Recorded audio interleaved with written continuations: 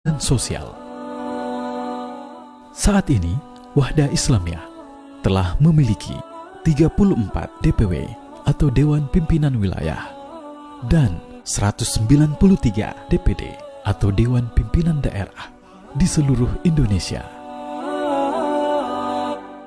Wahda Islamiyah telah mendirikan institusi pendidikan di beberapa daerah, mulai dari jenjang TK, SD, SMP, SMA, sampai perguruan tinggi, pondok tahfiz Quran, rumah sakit dan balai pengobatan, usaha ekonomi, dan amal usaha lainnya. Dengan visi menjadi ormas Islam yang eksis pada tahun 2030, Wahda Islamiyah terus berbenah dan terus berkontribusi aktif mewujudkan Indonesia, negeri yang damai, makmur, dan diberkahi.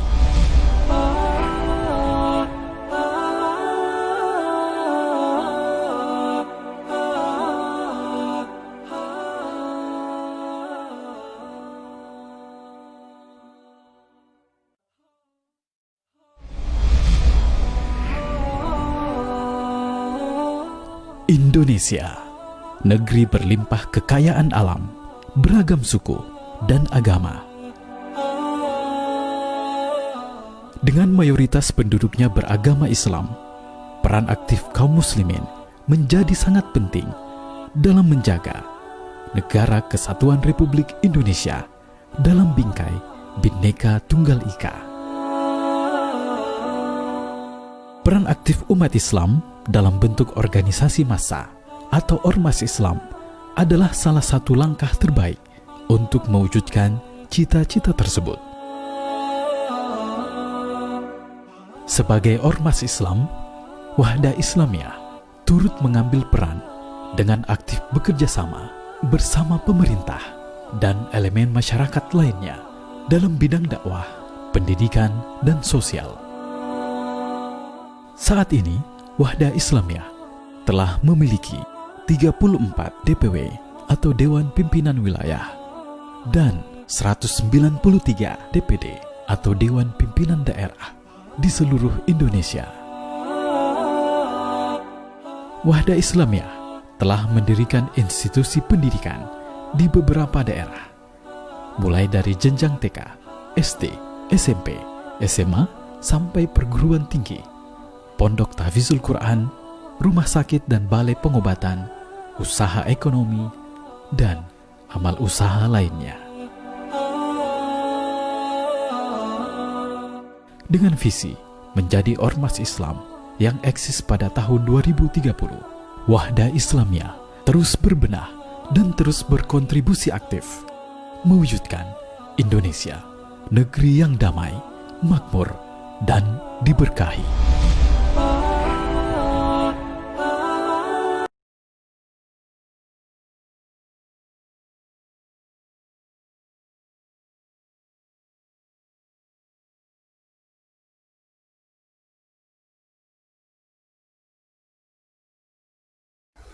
Bismillahirrahmanirrahim.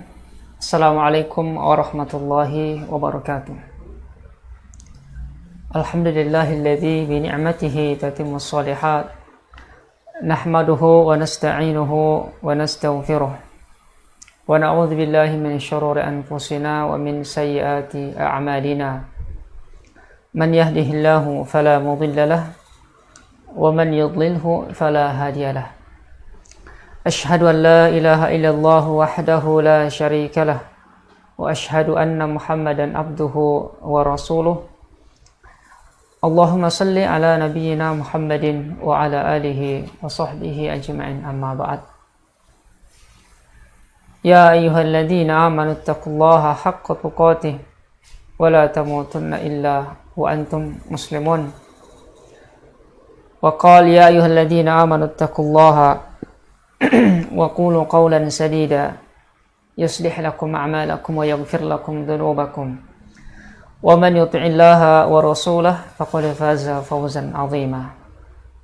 أما بعد فإن خير الكلام كتاب الله وخير الهدي هدي محمد صلى الله عليه وسلم syarrul umuri muhdatsatuha wa kullu muhdatsatin bid'ah wa kullu bid'atin dhalalah wa kullu dhalalatin finnar. Kaum muslimin dan muslimat dimanapun saja berada yang sempat bersamai kami pada kesempatan yang berbahagia ini, kita mungkin tidak bisa berjumpa secara langsung, tetapi kita bisa saling menukar pikiran, saling mentransfer ilmu, dan saling mengingatkan satu sama yang lain. Dengan gambar dan suara itu menjadi salah satu sarana untuk bisa kembali mempertemukan kita di majelis ilmi. Majelis yang insyaallah diberkati oleh Allah Subhanahu wa taala, yang di dalamnya Allah Subhanahu wa taala akan menurunkan as-sakinah, kemudian akan diliputi oleh rahmat, para malaikatnya akan senantiasa meliputi, dan yang terbaik adalah yang kita inginkan, wa dzakarahumullahu fi man indah, Allah senantiasa menyebut kita nama orang-orang yang sedang bermajelis ilmu di hadapan para malaikatnya yang mulia. Malaikat yang tidak pernah bermaksiat kepada Allah, la ya'sunallaha ma amarahum wa yaf'aluna ma yu'marun. Mereka tidak pernah bermaksiat dan senantiasa mengerjakan apa yang diperintahkan oleh Allah Subhanahu wa taala kepada mereka. Pemirsa yang dirahmati Allah Subhanahu wa taala dimanapun saja berada, kita kembali melanjutkan pembahasan buku kita, yaitu Menggapai Ibrah Meniti Jalan yang Lurus. Pada pekan yang lalu kita sudah membahas tentang poin yang pertama, yaitu bagaimana kita berislam secara kafah, secara sempurna. Sekarang yang kedua adalah membela syariat Islam dengan darah perjuangan. Poin yang kedua ini penulis kembali mengambil contoh tetapi dengan ibrah dan pelajaran yang lain, yaitu kisah Abu Bakar Siddiq ketika beliau memerangi orang-orang yang tidak mau membayar zakat pada saat itu. Beliau menyebutkan beberapa poin-poin atau ibrah yang bisa kita ambil dari sejarah itu.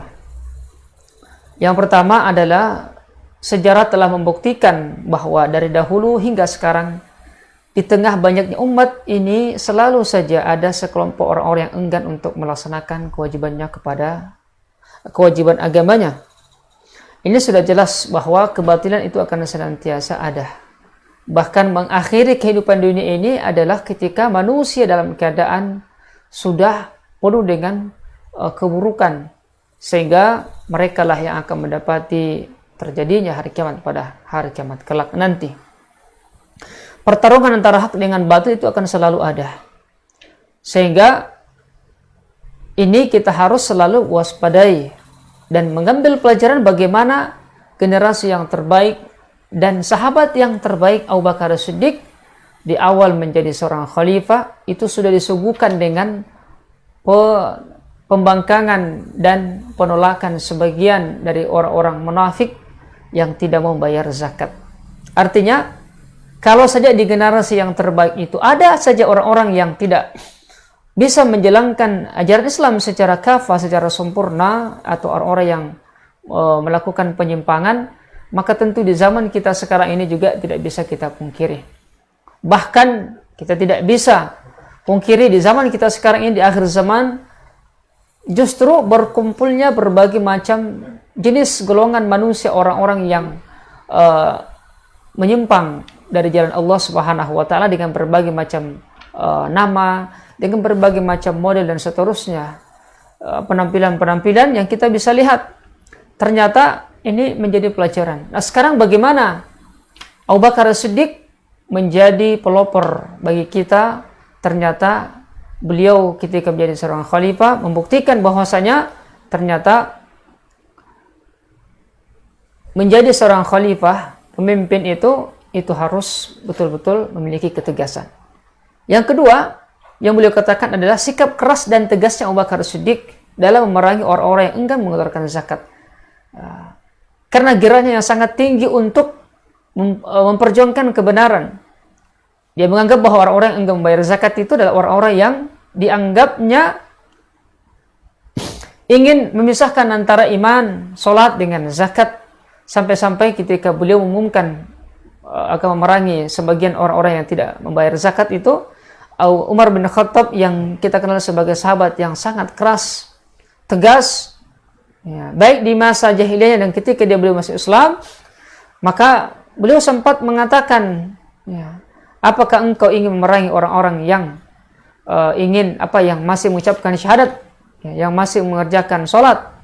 Maka Abu Bakar Siddiq mengatakan, apakah saya mengembarkan mereka orang-orang yang memisahkan, membedakan antara sholat dengan zakat yang merupakan rukun Islam? Tidak mungkin. Inilah seorang Abu Bakar Siddiq yang sangat tegas, padahal dia seorang sahabat sangat lembut. Ya, tetapi ketika syariat ini sudah mulai tidak diperduli, diinjak-injak dan dihina oleh orang-orang yang tidak senang kepada Islam, baik orang-orang munafik maupun di kalangan orang-orang non-muslim yang tidak senang kepada Islam, menampakkan ketidaksenangannya, maka seorang muslim harus tegas, terutama ketika seorang itu menjadi seorang pemimpin. Jadi bahkan pemimpin itu memiliki dua kewenangan. Pertama, seorang muslim, dan yang kedua sebagai seorang pemimpin. Maka dia harus memanfaatkan jabatannya itu untuk memerangi kemungkaran-kemungkaran yang ada. Bahkan para ulama kita menyebutkan tentang hadis man ra'a minkum munkaran falyughayyirhu biyadihi. Barang siapa di antara kalian yang melihat sebuah kemungkaran, maka hendaklah dia merubah dengan tangannya. Dan sebagian ulama kita menjelaskan bahwa tangan itu, menggunakan dengan tangan itu mereka-mereka yang memiliki kewenangan yang bisa merubah dengan tangannya, terutama di kalangan para pemerintah, pemimpin dan seterusnya. Maka Abu Bakar Siddiq tidak lagi menggunakan dengan kata-kata yang lembut, tetapi dengan ketegasan beliau memerangi orang-orang yang enggan untuk membayar zakat. Maka seorang muslim, kelembutan dan ketegasan itu jelas kita harus lakukan, tapi kadang kita harus melakukan ketegasan yang menampakkan sikap yang diikuti dengan aksi kita, ya, tingkah laku kita yang harus kita tunjukkan untuk menunjukkan kepada mereka-mereka yang tidak senang kepada Islam atau orang-orang yang ingin merongrong atau ingin merusak agama Islam ini.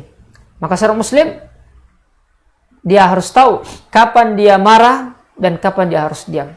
Rasulullah SAW ketika beliau secara pribadi yang dihina, beliau tidak memberikan reaksi seperti atau sebagaimana ketika Islam atau ajaran Islam ini yang dihina atau diganggu, maka Nabi SAW menunjukkan kepada kita, dan itu dibuktikan oleh para sahabat bagaimana Rasulullah SAW mengajarkan kepada sahabat tentang girah dan semangat bagi seorang muslim, terutama ketika menjadi seorang pemimpin atau yang memiliki kekuasaan, untuk menjadikan itu sebagai sarana dalam rangka untuk amar ma'ruf dan nahi munkar.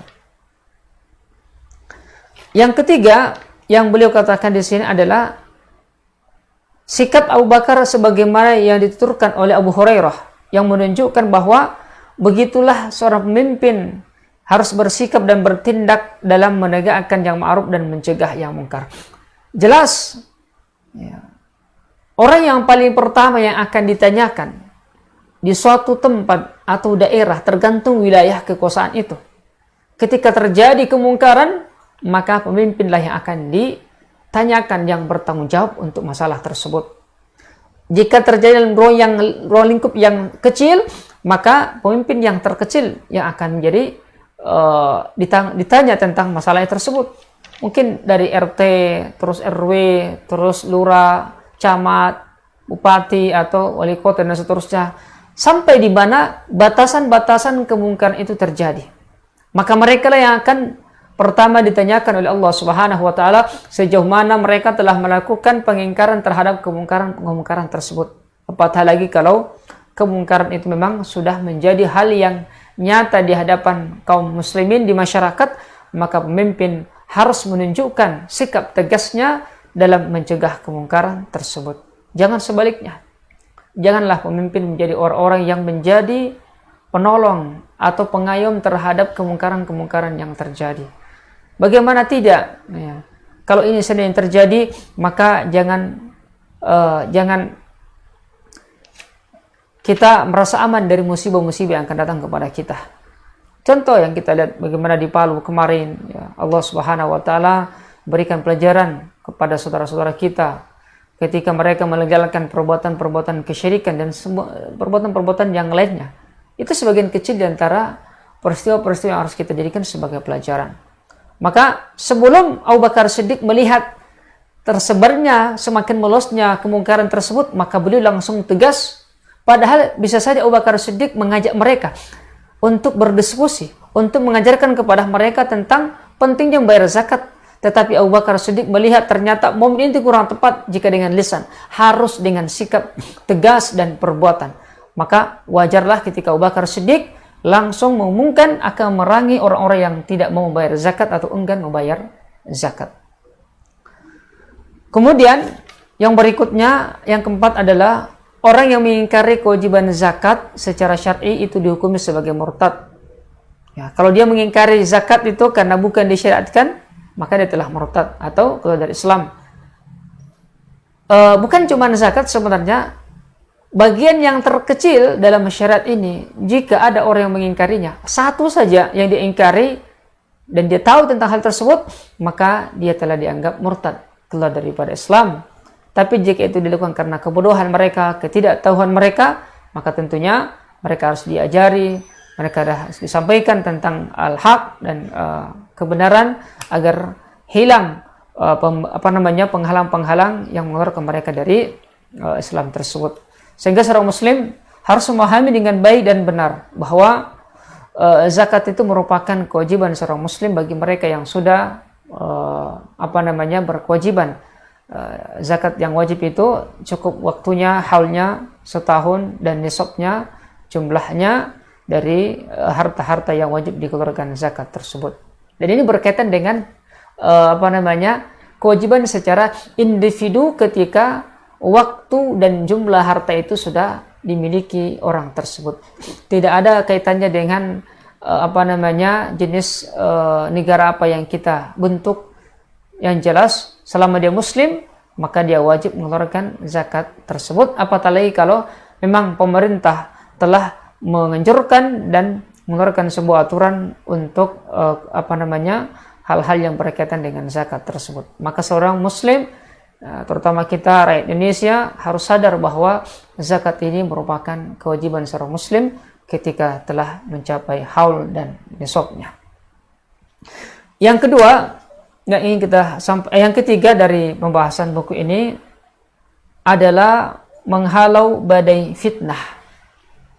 Menghalau badai fitnah. Ini kita akan mengambil ibrah dari kisah tersebut yang berkaitan dengan judul yang dia berikan ini adalah menghalau badai fitnah.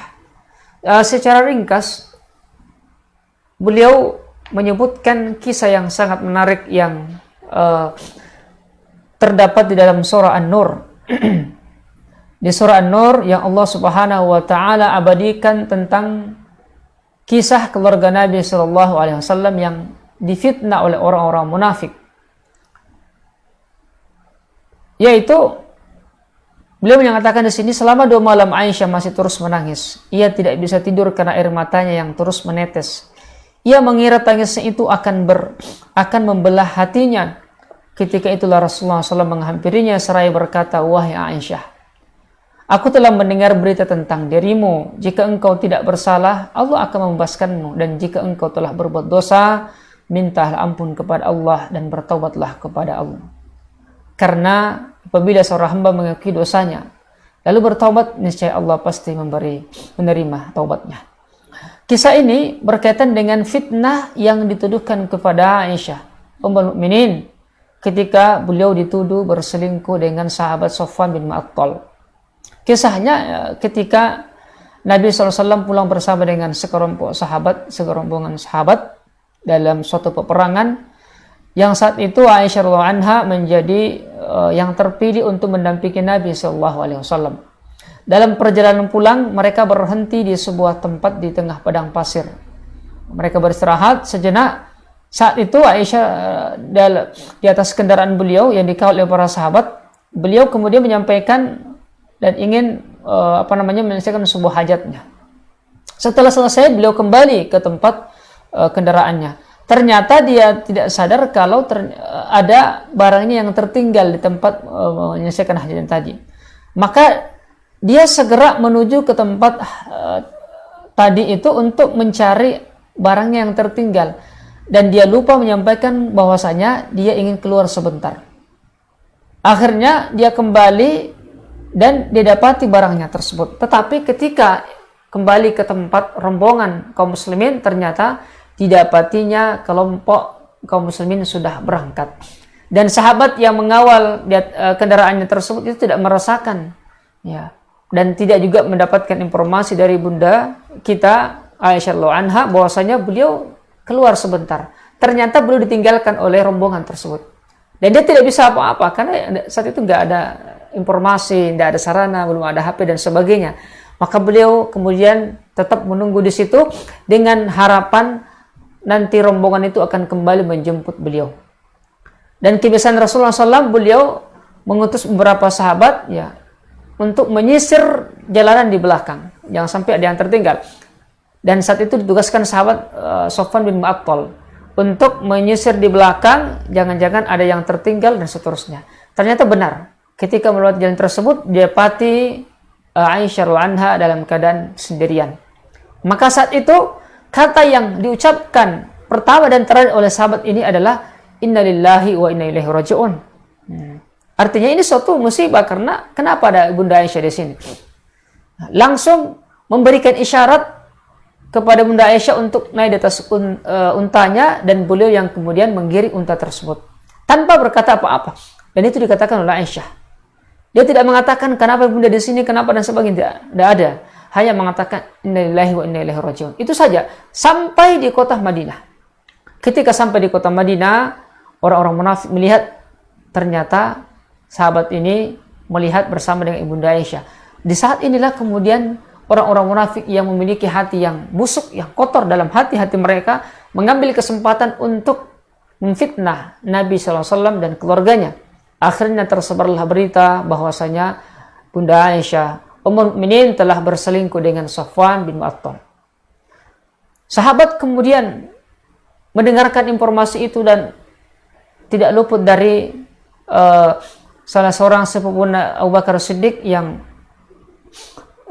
Mistah namanya, yang beliau juga ikut menyebarkan berita tersebut. Padahal Mistah ini yang dibantu oleh Abu Bakar Siddiq untuk kehidupan hari-harinya.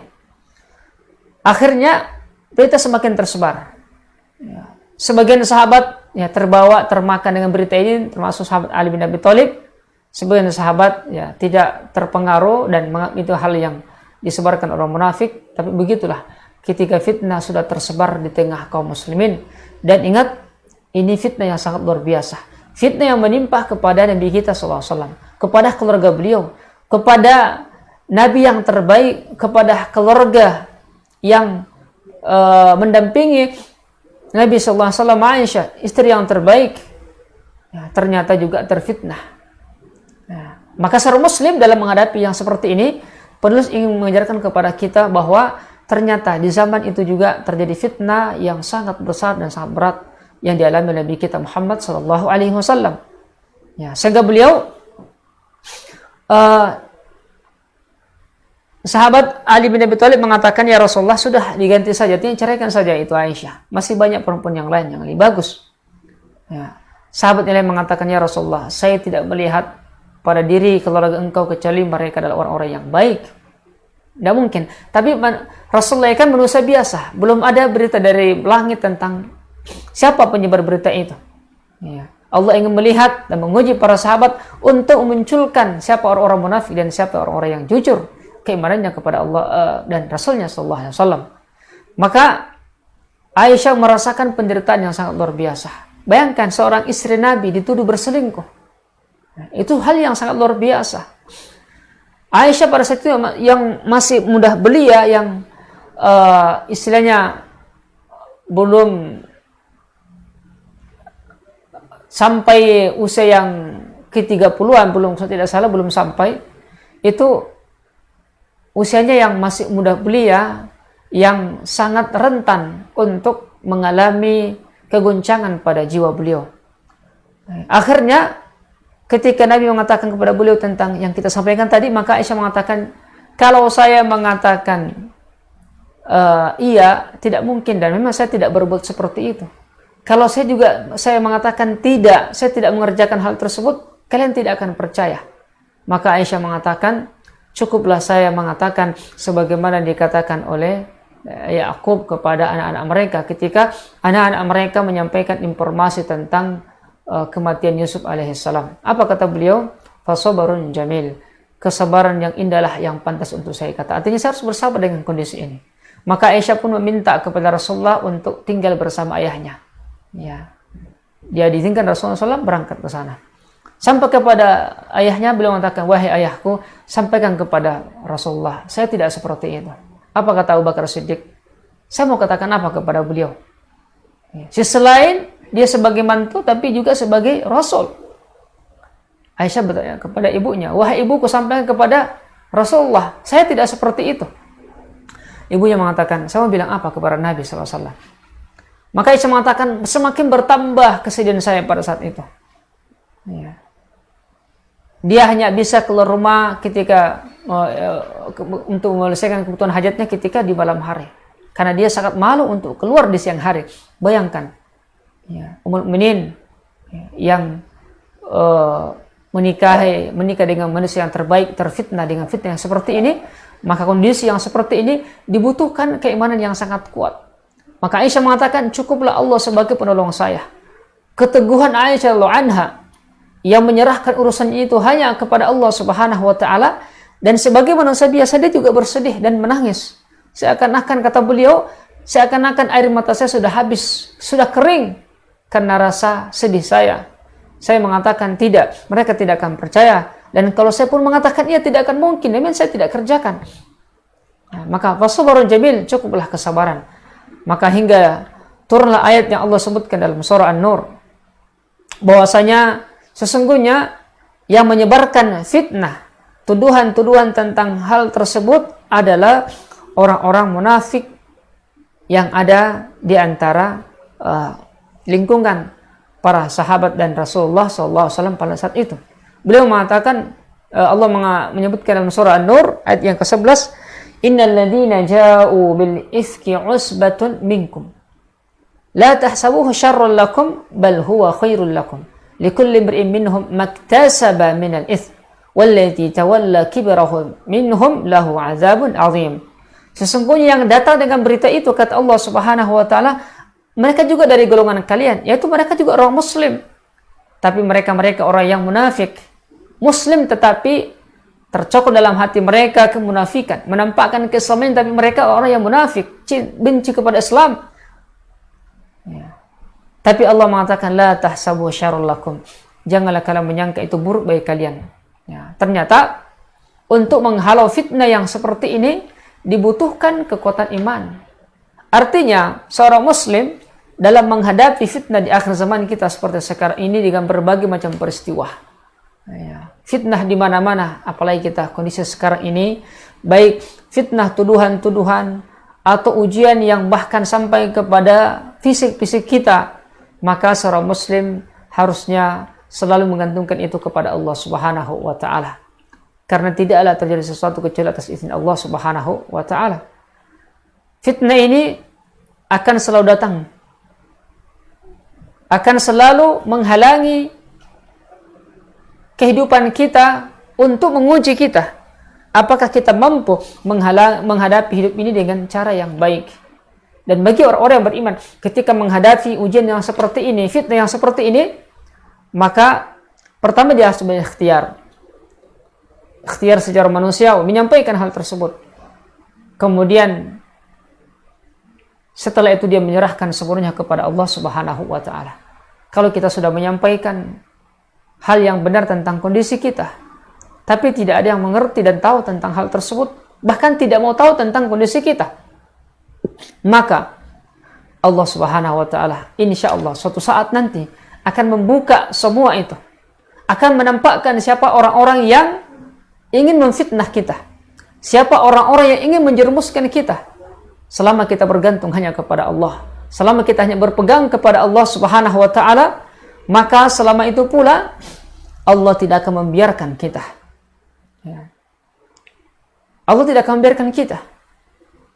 Dan orang-orang yang memiliki hati yang kotor, yang tidak senang kepada orang-orang yang beriman, baik orang-orang yang dari Islam maupun orang-orang munafik, maka suatu saat nanti akan dimunculkan oleh Allah Subhanahu wa taala di hadapan kita.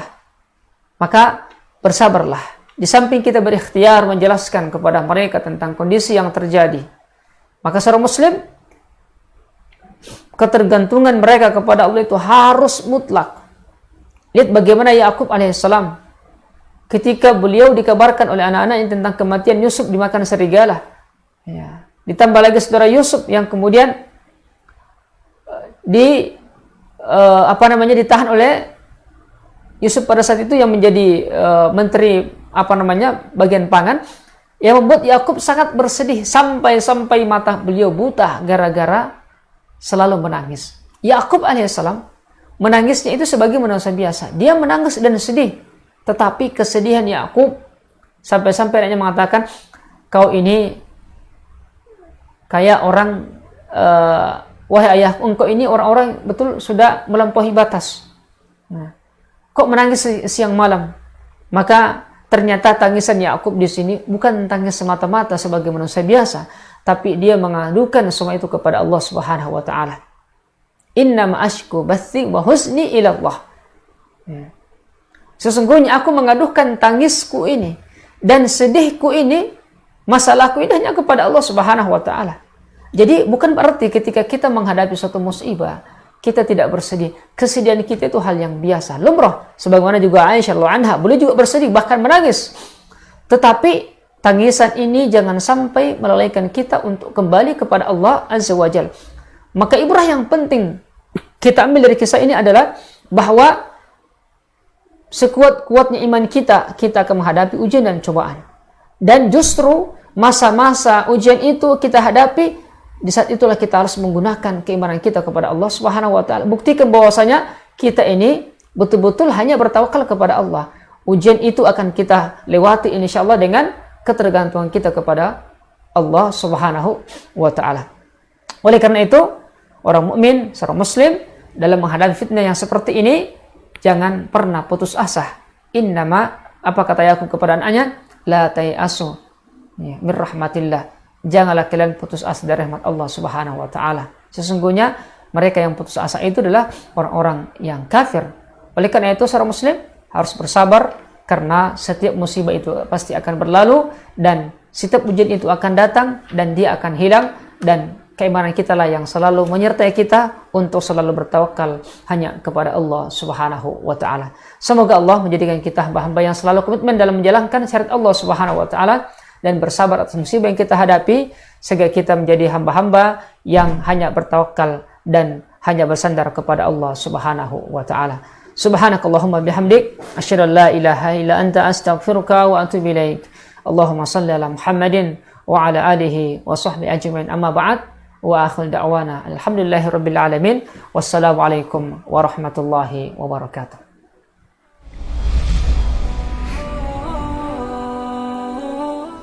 Indonesia, negeri berlimpah kekayaan alam, beragam suku dan agama. Dengan mayoritas penduduknya beragama Islam, peran aktif kaum muslimin menjadi sangat penting dalam menjaga Negara Kesatuan Republik Indonesia dalam bingkai Bhinneka Tunggal Ika. Peran aktif umat Islam dalam bentuk organisasi massa atau ormas Islam adalah salah satu langkah terbaik untuk mewujudkan cita-cita tersebut. Sebagai ormas Islam, Wahda Islamiyah turut mengambil peran dengan aktif bekerja sama bersama pemerintah dan elemen masyarakat lainnya dalam bidang dakwah, pendidikan, dan sosial. Saat ini, Wahda Islamiyah telah memiliki 34 DPW atau Dewan Pimpinan Wilayah, dan 193 DPD atau Dewan Pimpinan Daerah di seluruh Indonesia. Wahda Islamiyah telah mendirikan institusi pendidikan di beberapa daerah, mulai dari jenjang TK, SD, SMP, SMA, sampai perguruan tinggi, pondok tahfizul Quran, rumah sakit dan balai pengobatan, usaha ekonomi, dan amal usaha lainnya. Dengan visi menjadi ormas Islam yang eksis pada tahun 2030, Wahda Islamiyah terus berbenah dan terus berkontribusi aktif mewujudkan Indonesia, negeri yang damai, makmur, dan diberkahi.